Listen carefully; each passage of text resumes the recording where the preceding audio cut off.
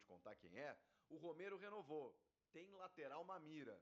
E eu vou te contar quem é o atacante argentino que pode vir para o Timão. Olha, e ele joga uma enormidade. Chega mais, eu sou o Chico Garcia, inscreva-se no canal e vamos juntos. Definiu o adversário do Corinthians na pré-Libertadores, na segunda fase. A Libertadores ela tem 3 fases eliminatórias antes da fase de grupos. Os brasileiros entram já na segunda. E aí tem a segunda e a terceira para que eles possam jogar. Nessa segunda fase, o Corinthians conheceu o seu adversário e ele será o Universidade Central da Venezuela. É um ilustre desconhecido porque é um estreante no torneio. Nunca participou, é um clube criado em 1950, que tem apenas um título nacional de maneira profissional, em 1957, frequentou muito mais divisões intermediárias, até que retorna para a elite, se eu não me engano, em 2021, e aí conseguiu uma classificação para a Libertadores, depois de uma apertura fantástico, liderou, e aí na segunda parte do campeonato caiu para nono, e no cômputo das 2 fases do torneio ele conseguiu a sua vaga para a Libertadores. É por isso que a Universidade Central se classificou, se garantiu, se credenciou para estar nessa segunda fase. E exatamente por ser uma equipe mais fragilizada, caiu no pote 2. No pote 1 estava o Corinthians, junto do Boca, junto de outras equipes mais tradicionais. O Corinthians sabe que vai enfrentar o Universidade Central nos jogos, nos dias, entre dia 19 e 26, decide em casa, isso é importantíssimo. Então joga na Venezuela, uma logística aí um pouco mais complicada, provavelmente voo fretado. 19, o jogo de ida, 26 de fevereiro, jogo de volta. E aí tem mais uma fase eliminatória antes de entrar na fase de grupos. O Corinthians vai esperar o Barcelona de Guayaquil, que assim como o Corinthians entra na segunda fase, só que o Barcelona também está esperando o seu confronto, que vem da primeira fase, onde os brasileiros não entram e o Barcelona de Guayaquil também não. Nessa primeira fase, esse confronto aí, que já está no chaveamento, é entre o El Nacional do Equador e um time boliviano. O vencedor desse confronto pega o Barcelona de Guayaquil. O vencedor desse confronto entre esse time e o Barcelona de Guayaquil, pega o Corinthians na terceira fase, na fase anterior à fase de grupos, né? Então, o Corinthians passando por essas 2 fases, entra na fase de grupos. Nossa, que difícil. Não, é maravilhoso, gente. Pelo que se projetava para o Corinthians, que ficou 20 rodadas na zona do rebaixamento, a gente está falando em Libertadores, é impressionante, é impensável, é quase impossível o que aconteceu. 9 vitórias consecutivas e cá está. Um time que terminou a temporada muito bem, voando, entrosado, uma sintonia absurda. A gente vê pelas entrevistas dos jogadores, um fechamento louco. E assim, da maneira como o Corinthians terminou, a tendência muito grande, por todo o contexto, é de um favoritismo. Significa que já passou? Não, a gente não sabe. Futebol tem dessas coisas, mas assim, vamos lá, né?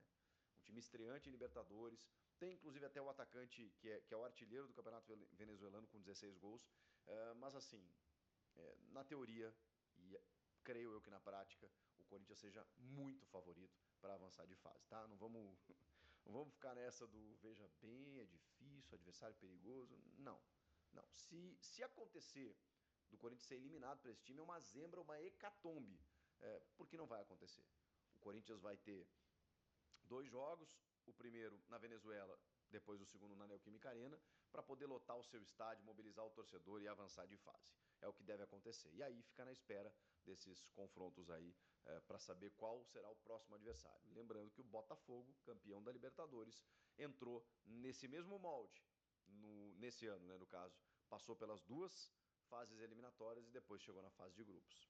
É um exemplo, é uma motivação, dá pra gente colocar assim. O Romero, Ángel Romero, aceitou a renovação automática pelos gatilhos previstos no seu contrato, com metas de minutagem na participação de alguns jogos. Ele cumpriu efetivamente, teria a renovação automática por mais uma temporada, mas ele e o seu staff estavam tentando negociar com o Corinthians 2 anos de contrato.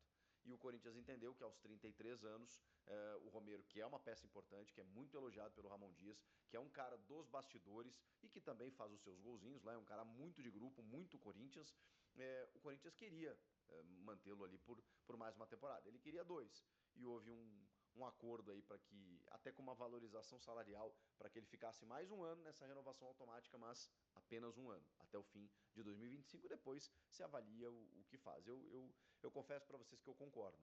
dentro de um modelo que você precisa decidir 2 anos de contrato, 1 ano de contrato, paga um pouco mais, será que renova o Romero e tal? Renovou e não por 2, por 1, para mim tá tudo lindo, tudo dentro do esquema. Agora, o Corinthians segue no mercado e durante o dia, se eu não me engano, foi a Rádio Tatiaia, me perdoe se eu vi em outro lugar ou se outra pessoa já deu essa informação. O Corinthians estaria monitorando o lateral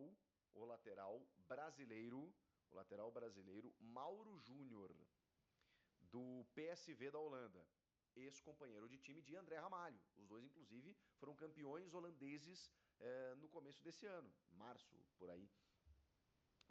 O Mauro ele tem 25 anos, ele surgiu muito cedo aqui no Brasil, no Deportivo Brasil, inclusive, e acabou. Disputou a Copa São Paulo de 2017, alguns jogos da Série A3 do Paulista, e aí se transferiu para o PSV aos 18 anos e segue lá desde então. Ele é brasileiro, como eu disse, e chegou a defender as categorias de base da seleção brasileira, hein?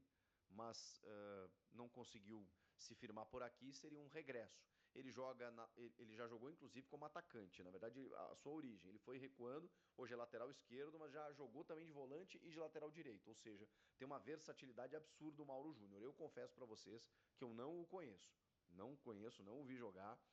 Não tenho maiores referências, tenho apenas as informações aqui de que o Corinthians monitora. Claro que o Bidu terminou a temporada muito bem, claro que a gente está esperando o Palácios voltar, mas é um Corinthians pensando também nessa função de lateral, porque sabe-se lá, né? Bom, a temporada é muito longa, né? Na direita tem o Fagner e o Mateuzinho, e até quando o Corinthians vai tentar contar com o Fagner? Não sabemos. O Mateuzinho está dando conta do recado por enquanto, então precisa de uma alternativa. Enfim, isso para a direita, mas ele joga mais pela esquerda, o Mauro Júnior. E para fechar, tem um argentino que tá participando de um leilão aí, né? Porque todo mundo quer o cara. Ele não tem um nome muito conhecido assim do nosso futebol, mas quem acompanha a Major League Soccer, quem tá por dentro aí de algumas janelas de transferências em que o nome dele já foi abordado, sabe de quem eu tô falando. Se você tá meio por fora, eu vou te falar. Eu estou falando de Luciano Acosta, um meia atacante. Ele não é um meia necessariamente, ele não é um atacante também. Ele é um meia atacante, meia ponta. Ele joga pelos lados, joga por dentro, joga atrás do centroavante. 30 anos do FC Cincinnati dos Estados Unidos. E te falar, hein? Acompanhei algumas partidas dele.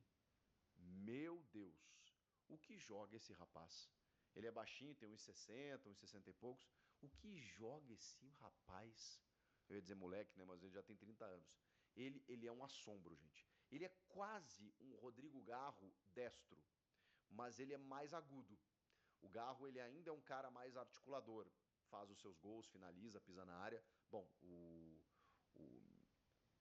o Luciano Acosta ele é mais agressivo. Ele também vem de trás, ele também busca o jogo, ele tem muito drible, muita velocidade. Ele tem velocidade, essa já é uma diferença. Não que o Garro não tenha, mas não é a característica do Garro. O Garro ataca o espaço até quando precisa, mas ele é um cara mais da distribuição do jogo. O Acosta, ele sabe fazer isso, mas ele tem uma impetuosidade fantástica. E aí eu falo para vocês, se quiser contratar, contrata agora. Rindo, de olho fechado. Traz. Ah, mas e se ele conflitar com o Garro e o Coronado? Traz. Traz, porque aí o problema é do Ramon. E a gente vai analisar aqui também, né? Será que bota os dois juntos? Será que ele joga aberto e tal? Traz. Porque esse é um jogador excepcional. Excepcional. Tanto que o São Paulo iniciou tratativas, o Grêmio já buscou informações, mas do que eu ouvi durante o dia, a negociação é com o Corinthians. E aí estou falando de negociação.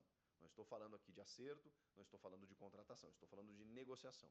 Sim, o Corinthians está negociando para ter Luciano Acosta. O contrato dele encerrou no final da temporada, ele não teve intenção de renovar, ele é um astro da Major League Soccer, jogando pelo FC Cincinnati, é um assombro, ele é um popstar, é uma estrela, todo mundo gosta de vê-lo por lá. Ele tem números fantásticos, fantásticos. Em 41 jogos aí, cara, ele fez 14, 15 gols e deu mais de 18, 19 assistências. É uma regularidade, é uma interferência, uma influência no jogo absurda, fantástica.